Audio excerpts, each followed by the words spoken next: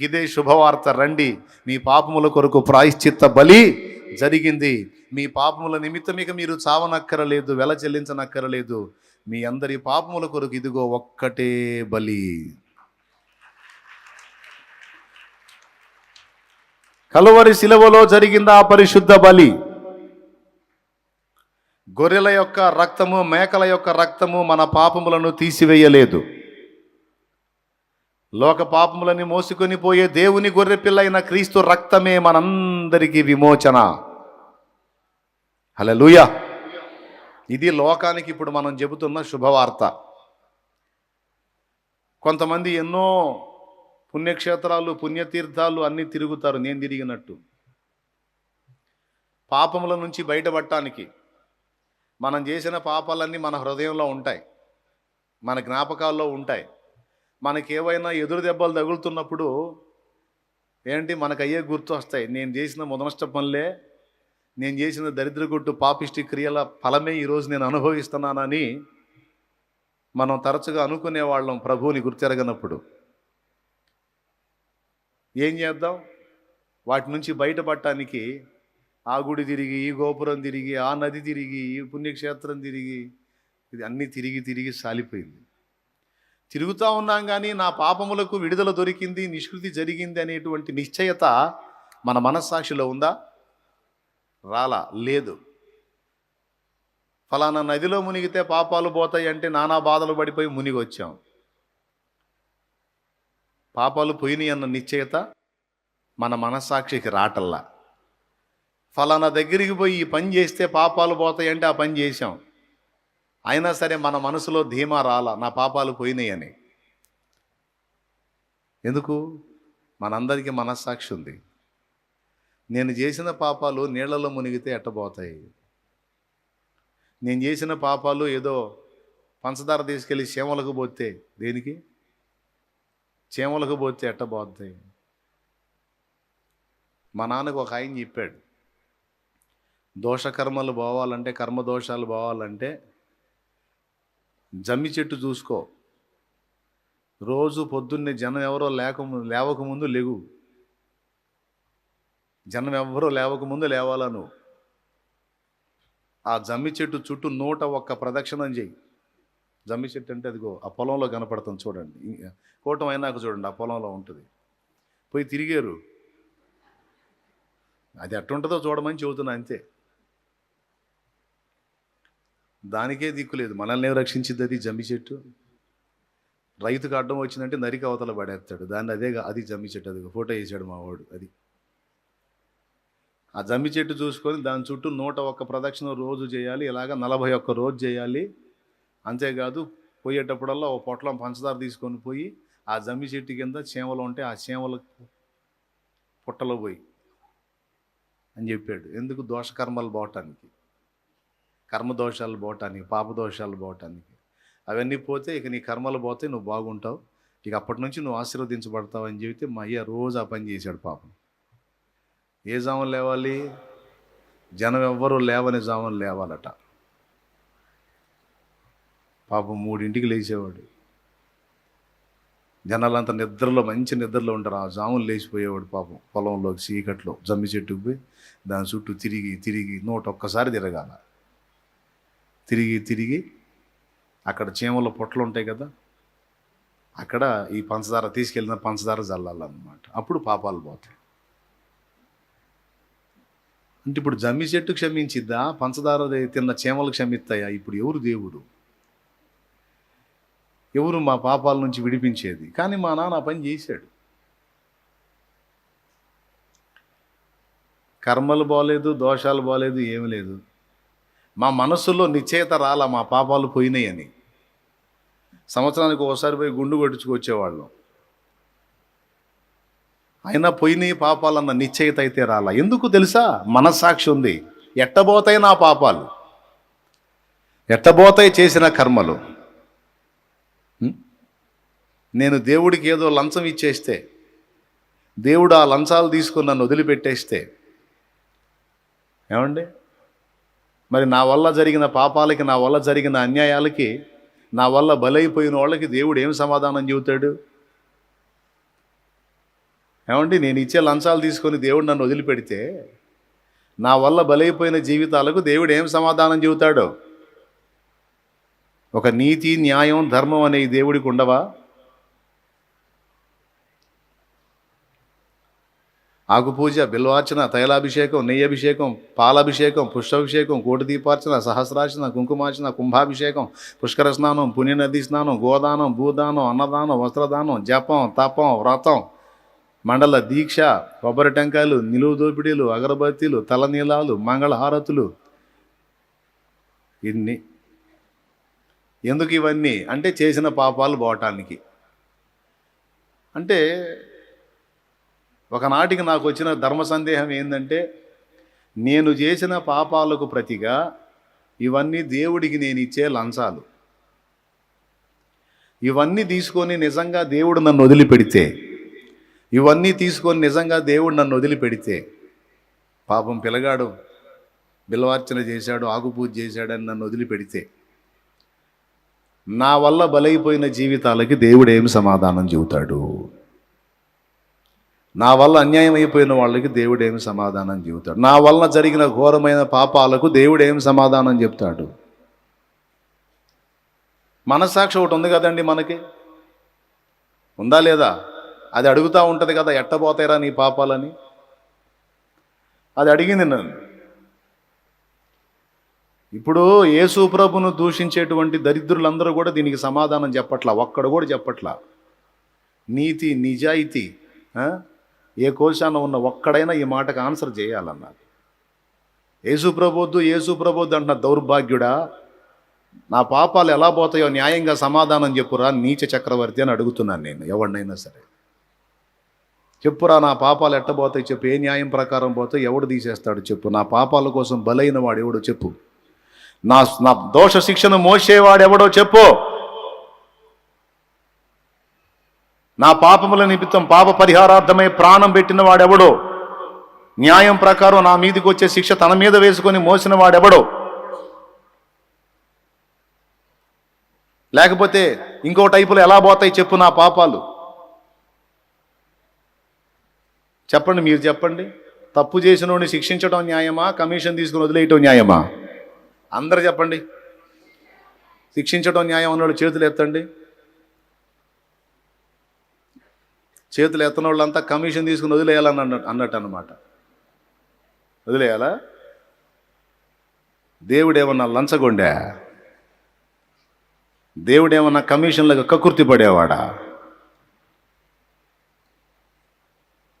దేవుడా, వాడు నాకు అన్యాయం చేశాడు ఆయన, నీకేదో అర్పించాడని వాడిని వదిలేస్తున్నావు, నా గతి ఏంటంటే నోర్మయ్య వెధవాయ్, వాడు దొంగో దొరో, వాడు నా కార్యాలు చేశాడు, మరి నువ్వేం చేసావు వెధవా పో అంటాడా?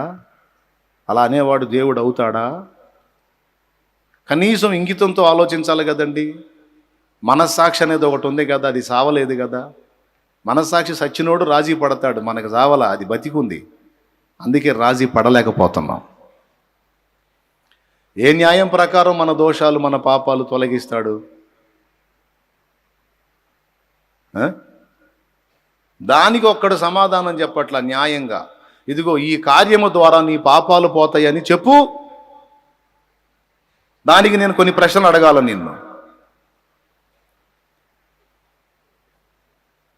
ఇదే ప్రశ్న, ఎలా పోతాయి? ఫలానాది ఇచ్చేసే దేవుడు వదిలేస్తాడు అన్నావు, ఇచ్చాను దేవుడు వదిలేశాడు అనుకో, మరి నా వల్ల అన్యాయం జరిగిన వాళ్ళకి ఏం చెప్తాడు సమాధానం? ఎంతమందికి అర్థమవుతుంది ఇప్పుడు నా ప్రశ్న మీలో? దానికి ఒక్కడి దగ్గర కూడా ఆన్సర్ లేదు. ఎచ్చులు మాటలు మాత్రం మాట్లాడుతున్నారు ప్రతి ఒక్కడు. మందంతా మందింత, మందంతా ఏందిరా మందంతా ఎంత? తరతరాల అజ్ఞానం రా మందే, తరతరాల అజ్ఞానం. మళ్ళీ గుడ్డితనంలోకి తీసుకెళ్ళడానికి కుస్తీలు మీరందరూ చేసేది, దరిద్రులందరూ కొంతమంది. ఎట్టి పరిస్థితుల్లో ఇక అజ్ఞానంలోకి ఎంటర్ అయ్యే ప్రసక్తే లేదు. ఎంతమంది?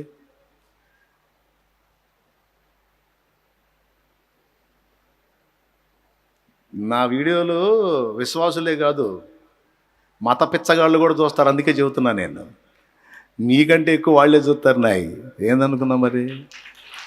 సత్తా బతుకుతా ఎత్తుకుంటారు. అందుకే చెప్తున్నా, నేను ఎరగంది కాదు, నేను చెయ్యంది కాదు, నేను మొక్కంది కాదు, నేను చదవంది కాదు.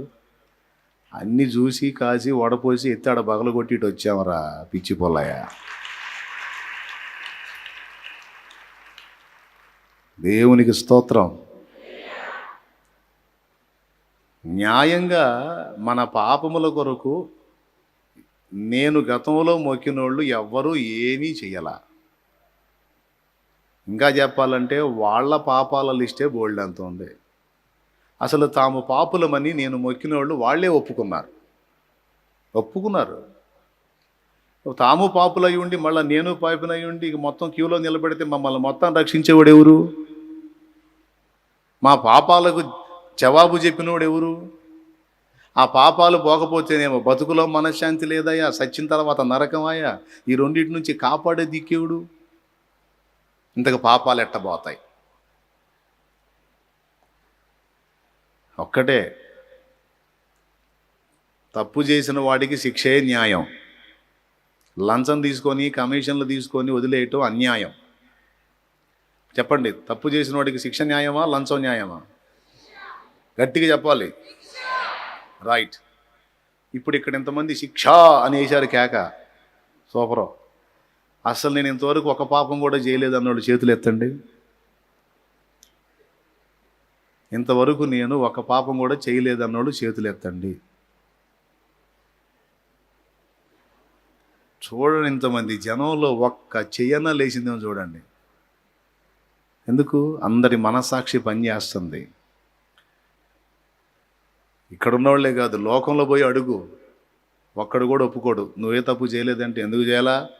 ఇన్నుండే చేయం దేవుడు ఉన్నాడయ్యా, అందరం చేశాం అంట. నీతిమంతుడు లేడు, ఒక్కడును లేడు అన్నది వాక్యం. ఏ భేదము లేదు, అందరూ పాపము చేశారని చెబుతుంది వాక్యం. ఇప్పుడు ఎట్ట మరి? పాపానికి ఏం కావాలంటే అందరు గట్టిగా చెప్పారు శిక్ష అని. మీరు పాపులు కాదంటే పాపులమే అన్నారు. మరి ఇప్పుడు న్యాయం ప్రకారం మీకు, నాకు, మనందరికీ, లోకమంతటికి ఏం జరగాలి? శిక్ష. కానీ శిక్ష పడింది. కానీ ఎవరి మీద పడిందో తెలుసా? మనందరికీ ప్రతిగా తన్ను తానే అర్పించుకున్న దైవ కుమారుడి మీద పడింది శిక్ష.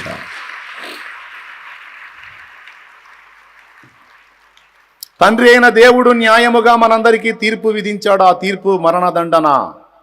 మన దోషములకు మనకు వచ్చిన శిక్ష మరణదండన, ఘోరమైన మరణం. అయితే మనందరము దేవుని పిల్లలం గనుక, దేవుడు మనందరిని ఎంతో ప్రేమిస్తున్నాడు గనుక మనము నశించకుండునట్లు మనందరి పాపములకు మనం ఏమిచ్చినా చెల్లదు గనుక, శిక్ష ఒక్కటే న్యాయము గనుక, న్యాయం ప్రకారం, ధర్మం ప్రకారం మనందరి తండ్రిగా ఆయన ఉన్నప్పటికీ, న్యాయాధిపతి కూడా ఆయనే కాబట్టి, జడ్జి కూడా ఆయనే కాబట్టి, మనందరి పాపములకు జడ్జిగా శిక్ష విధించాడు. అక్కడ జడ్జిగా న్యాయానికి న్యాయం చేశాడు. ఆ విధించిన ఆయనే మనకి తండ్రి కూడా అయ్యున్నాడు కనుక మనందరి బాధ్యత నెరవేర్చడానికి జడ్జిగానేమో న్యాయం ప్రకారం శిక్ష వేశాడు. మనందరికీ తండ్రిగానేమో ఈ కుటుంబం అంతటికి ప్రతిగా, మనందరి పాపముల కొరకు ప్రతిగా, ప్రాయశ్చిత్తముగా ఆ శిక్షను తానే తన మీద వహించుకొని మనకు బదులు తన ప్రాణం పెట్టి మన దోష శిక్ష తను సిలువపై మోసి ఇప్పుడు ఆయన యందలి విశ్వాసం ఉంచిన మనందరికీ రక్షణ ప్రసాదించాడు. లోకంలో ఎంతమందికి మొక్కినా దేవా నా పాపాల కోసం నువ్వేం చేసావని అడుగు, ఏమీ చెప్పరు. అదే మాట యేసయ్య దగ్గరికి వచ్చి అడుగు, దేవా నా పాపముల కొరకు నువ్వేం చేసావని అడుగు. అప్పుడు యేసు ఇచ్చే సమాధానం ఏంటో తెలుసా? నీ పాపములకు ప్రతిగా ఇదిగో నా ప్రాణం ఇచ్చి తిరిగి లేచానంటాడు. నీ దోష శిక్షను నేను మోసాను అంటాడు. ఇది న్యాయం. మన మీదన్నా పడాలి, లేదా మన సృష్టికర్త మీదైనా పడాలి ఆ శిక్ష. అమౌంట్ మనమన్నా కట్టాలి, లేదా మన నిర్మాణకుడైనా మన సృష్టికర్త అయినా కట్టాలి. ఇంతమంది జనాలకి ఒక్క యేసు రక్తం ఎట్ట సరిపోయిద్ది? ఒక ధర్మ సందేహం. ఆ ఒక్కడే ఇంతమందిని కన్నాడు, ఆ ఒక్కడే ఇంతమందిని సృష్టించాడు.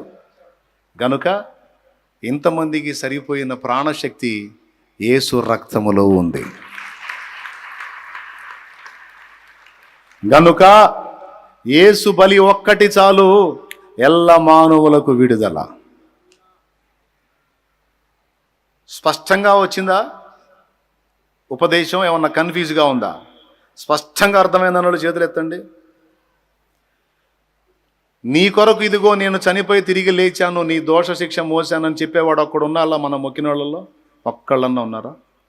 ఉంటే పోయి మొక్కుకోపోవాయి, నేనే చెప్తున్నాను అంటాను. పోయి మొక్కుకోపో అమ్మా, నేనే చెప్తున్నా పో ఉంటే. కానీ లేరు, ఒక్కళ్ళంటే ఒక్కళ్ళు కూడా లేరు. మన పాపములను పరిహరించువాడు నజరేయుడగు యేసు.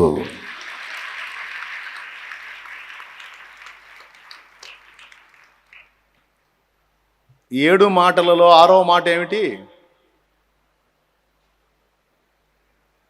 7 మాటలలో 6వ మాట ఏమిటి? సమాప్తమైనది.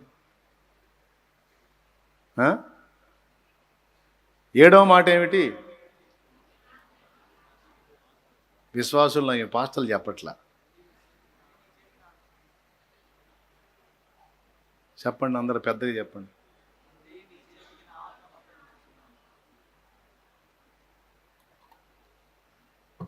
మీకు ఒక రహస్యం చెప్పనా? అసలు యేసు ప్రభు ఆ మాట అనాల్సిన అవసరం ఏంది? తండ్రి ఇదిగో నీ చేతికి నా ఆత్మను అప్పగించుచున్నానన్న మాట అనాల్సిన అవసరం ఏముంది?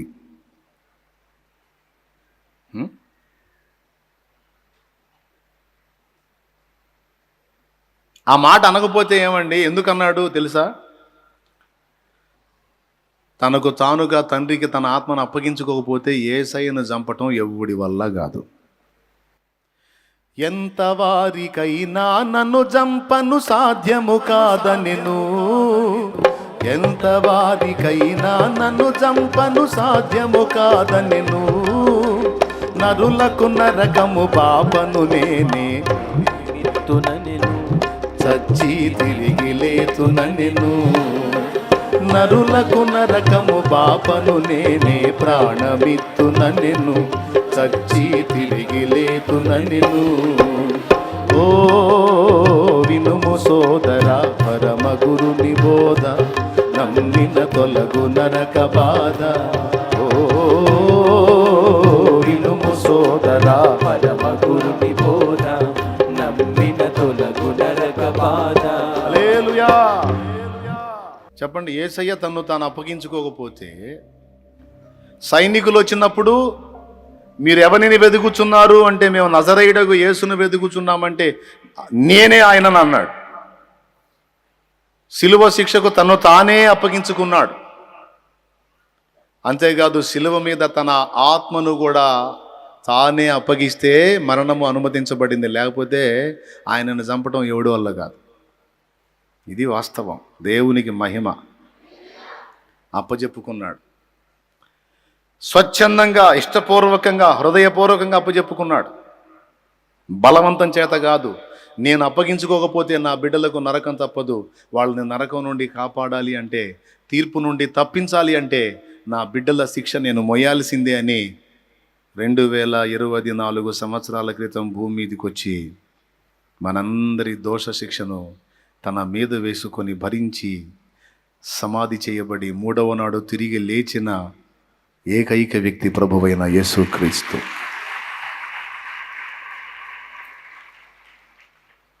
ఎవరో కొంతమంది ప్రబుద్ధులు నమ్మనంత మాత్రాన యేసు సత్యం వృధా కాదు, వ్యర్థము కాదు. బైబిల్ని లేకుండా చేయాలని, ఈ సువార్త సత్యాన్ని లేకుండా చేయాలని, దీన్ని ఎట్లనన్నా అడ్డగించాలని, ఓరే నాయన, మొదటి శతాబ్దం నుంచి ఇప్పటిదాకా ఎంతమంది కష్టపడ్డారో బిడ్డలు. పాపం ఆ బిడ్డలంతా మట్టి గడ్డలైపోయారు. యేసుని, యేసు సువార్తని, యేసు బైబిల్ని మొత్తం నాశనం చేయాలని చూసిన వాళ్ళంతా నాశనం అయిపోయారు. కానీ సువార్త మాత్రం నాశనం కాల, పరిశుద్ధ బైబిల్ గ్రంథం నాశనం కాల. తరతరాల తరతరాల తరతరాల కాల పరీక్షకు నిలిచినదై దీన్ని నాశనం చేయగోరిన వారెందరో నశించిపోయారు. కానీ గ్రంథము, యేసు సువార్త సత్యము దాదాపు 2000 సంవత్సరాలుగా ప్రయాణం చేస్తానే ఉంది. ఎవడనైనా దీన్ని ఆపేది? ఏ ప్రభుత్వం నాయన, ఎవడు నాయన దీన్ని అంతమొందించేది? మహా అయితే కొంతమంది క్రైస్తవుల్ని చంపుతారేమో. ఒకరిని చంపితే 1000 మంది లెక్కేసుకోవటమే. ఒక గొంతు మూసేస్తే 1000 గొంతులు. మూర్ఖులకు తెలియదు క్రైస్తవ్యం పుట్టుక, మతమూఢులకు తెలియదు క్రైస్తవ్యం పుట్టుక. క్రీస్తు శిలువ శ్రమలలోనే పుట్టే సంఘ కన్యక, మతమూఢులకు తెలియదు క్రైస్తవ్యం పుట్టుక. క్రీస్తు శిలువ శ్రమలలోనే పుట్టే సంఘ కన్యక. ఘోరమైన శ్రమలైన మాకు కొత్త కాదురా, ఘోరమైన శ్రమలైన మాకు కొత్త కాదురా. ఒక మనిషిని చంపితే 1000 మంది అగునురా, ఒక జ్యోతిని ఆర్పితే 1000 జ్యోతులు వెలుగురా. హల్లెలూయా. ఏమండి, ఎవడండి దీన్ని ఆపేది? ఎవడండి దీన్ని నిర్మూలన చేసేది? వాడు నిర్మూలం అయిపోతాడు. దీన్ని ఆపటం ఎవరి వల్ల కాదండి. ఎందుకంటే అది సృష్టికర్తది, సుప్రీం. అది సుప్రీంది, సృష్టికర్తది, సర్వలోకానికి రాజైన వానిది. ఆజ్ఞ బయలుదేరింది, బాహువు చాపబడి ఉంది. రద్దు చేసేవాడెవడు? హల్లెలూయా. రద్దు చేసేవాడెవడు? నామరూపాలు లేకుండా నాశనం అవుతాడు. ఒకడు అన్నాడు, అసలు బైబిల్ గ్రంథాన్నే లేకుండా చేస్తాను అన్నాడు. వాడు పోయాడు లేకుండా, వాడి ఇంటినే ప్రింటింగ్ ప్రెస్ చేశాడు దేవుడు. ఆ ఇంటినే బైబిళ్ళు ప్రింట్ వేయబడ్డాయి. ఎవడైతే దీన్ని లేకుండా నిర్మూలన చేస్తానన్నాడో వాడి ఇల్లే బైబిల్ ప్రింటింగ్ ప్రెస్గా మారింది. మహారోషం కలిగిన దేవుడు, కాకపోతే ఓర్పు ఎక్కువ. అది విషయం. అర్థమైందా? దీర్ఘశాంతం, దయాళుత్వం, ఓర్పు ఎక్కువ. అందుకే అన్నీ చూసి మౌనంగా ఉంటాడు.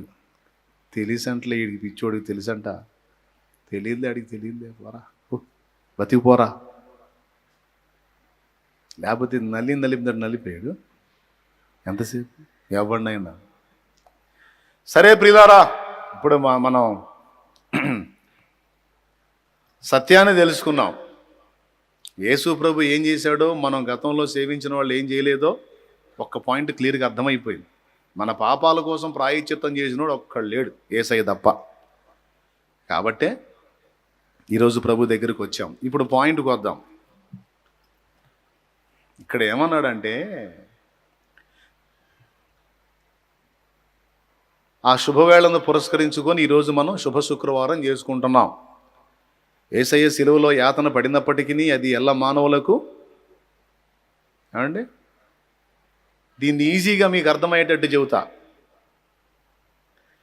ఇప్పుడు మా అమ్మ నన్ను కన్నది ఏ రోజు?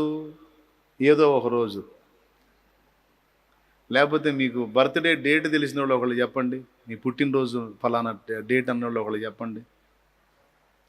తమ్ముడు, పుట్టినరోజు తెలిసిన వాళ్ళు ఎవరన్నా ఇక్కడ ఉన్న వాళ్ళు అయినా చేయొద్దండి. శ్యామ్ చెప్పాడా? రైట్రా. ఏ సంవత్సరం? 1983 మార్చి 22న ఈయన జన్మదినం అండి. మొన్న మార్చి 22 పుట్టినరోజు చేసుకున్నట్టు ఉన్నాడు. అంటే ఆ రోజు వచ్చినప్పుడు కొంచెం సంతోషం అనిపించిద్దా లేదా? అది నీకు ఎలాంటి రోజు? ఆనందకరమైన రోజు. కానీ వాళ్ళ అమ్మకే మరణపు అనుభవాన్ని రుచి చూసిన రోజు. సింపుల్. శామ్ పుట్టిన రోజు ఆ రోజే, వాళ్ళమ్మ మరణకరమైనటువంటి బాధను అనుభవించిన రోజు కూడా ఆ రోజే. వాళ్ళమ్మకేమో అది బాగా బాధాకరమైన రోజు, ఎందుకంటే తను బాగా నొప్పులు భరించిన రోజు. అమ్మో బ్రతుకుతానో చనిపోతానన్నంత బాధను భరించిన రోజు. శామ్కేమో అది పండగ రోజు. అలాగే కలువరి సిలువలో యేసయ్య ప్రసవ వేదన అనుభవించిన రోజు, ఆ ప్రసవ వేదన అంతా అనుభవిస్తూ ఎవరిని ఊహించాడో తెలుసా? మనందరినీ చూశాడు ఆయన.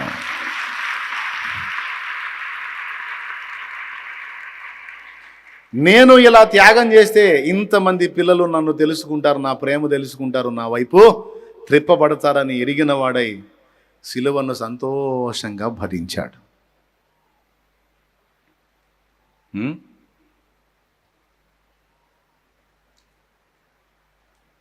తనకు తానే అప్పగించుకున్నాడు, అమ్మ అప్పగించుకున్నట్టు. ప్రసవ వేదనకి ఇష్టపడే కదండి బిడ్డను గర్భం ధరిస్తుంది తల్లి. తను స్వచ్ఛందంగా అప్పగించుకుంటుంది. అవునా? మెంటల్గా సిద్ధపడిపోద్ది. నిజంగా మనం అనుకుంటాం కానీ జెంట్స్కి గుండె పెద్దదని ఏం కాదు. లేడీస్కే గుండె ధైర్యం ఎక్కువ. 3 ఆపరేషన్లు అయినా సరే దర్జాగా బెడ్ మీద పండుకొని పోయి వస్తారు. ఒక్క ఆపరేషన్, చిన్న ఆపరేషన్ చేయాలంటే మనకి తిరణాలు అయింది. కొంతమంది అయితే ఇంజెక్షన్ తీసుకొచ్చినా సరే గడగడ వణుకుతుంటాడు. ఇంజెక్షన్ తీసి చూస్తే చాలు అంటుంటారు. అమ్మో లేడీస్ని చూడండి, అసలు ఈ చేతికి మీ గురించి మాట్లాడుతున్నారు, చప్పట్లు కొట్టండి రా. స్త్రీలకే గుండె ధైర్యం పెంచండి. మనమంతా ప్రగల్భాలే కానీ వాళ్ళంత ధైర్యం మనకేడుంది. ఎంత వెయిట్ అండి పిండం బరువు. ఆ పిండం బరువు మోస్తూ మరణాన్ని రుచి చూసి మరి బిడ్డని గంటది, మరణపు చేదుని రుచి చూసి. ప్రసవ వేదన శ్రమానుకుంటే అమ్మ మనకు జన్మనిచ్చునా, బంధాలన్నీ భ్రమానుకుంటే ఊడిగాలు మనకు చేయునా. ఒక్కొక్కడు తల్లిని ఎంత తేలిగ్గా మాట్లాడతాడో. వీడికి ఎత్తిపోసింది, దరిద్రుడికి ఎత్తిపోసింది, ఊడిగాలు చేసింది. వెట్టి చాకిరి. ఊడిగం అంటే వెట్టి చాకిరి. గోరుముద్దలు కలిపి నోట్లో పెట్టి నీళ్లు పోసి మూతి కడిగి అన్ని చేసి ఎన్ని బాధలో పడుతుంది కదమ్మ. ఆ అమ్మ స్థానాన్ని తీసుకున్నాడండి యేసయ్య.